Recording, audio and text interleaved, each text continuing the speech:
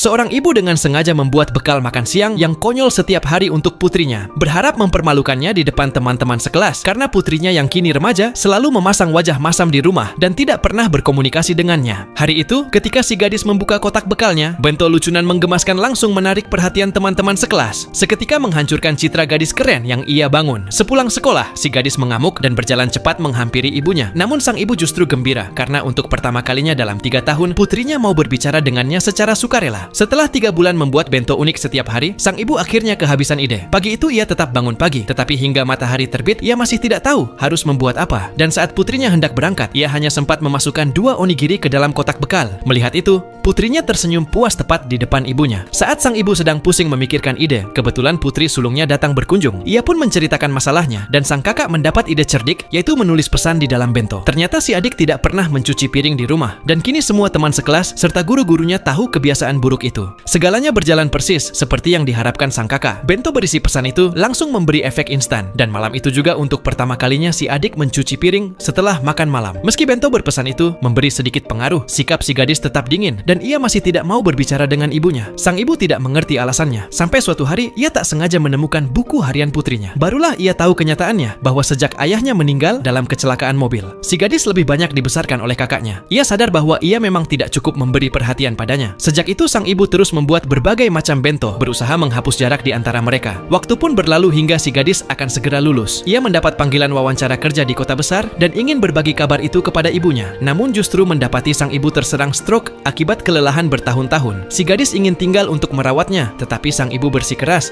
agar ia mengejar mimpinya. Menjelang hari wisuda, sang ibu berusaha membuat satu bento terakhir untuk putrinya. Tangannya lemah karena stroke, sehingga ia harus memegang pisau dengan kedua tangan untuk memotong sayuran. Saat menulis pesan, jarinya terasa nyeri hingga ia terus berganti tangan. Setelah begadang semalaman, bento terakhir dalam 3 tahun akhirnya selesai. Keesokan paginya, putrinya berangkat ke upacara wisuda dan kakak mengantarkan hadiah wisuda ini kepadanya. Sambil membawa bento berukuran besar ke sekolah, dia terus mengeluh betapa beratnya beban itu. Setelah upacara wisuda, banyak teman sekelas berkumpul di kelas. Dengan malu-malu, si gadis membuka kotak bekalnya. Lapisan pertama berisi lauk yang tertata indah, membuat teman-temannya bersorak kagum. Namun ketika ia membuka lapisan kedua, semua langsung terdiam karena di dalamnya terdapat surat penghargaan yang dibuat dari bahan makanan. Untuk putriku tersayang, selama 3 tahun ini aku membuat bento yang tidak kau sukai dan kau bertahan memakannya selama 3 tahun. Keteguhan hati seperti itu layak mendapat penghargaan. Sertifikat ini kupersembahkan untuk menghormati kesabaranmu. Air mata syukur dan penyesalan pun akhirnya mengalir di pipi si gadis.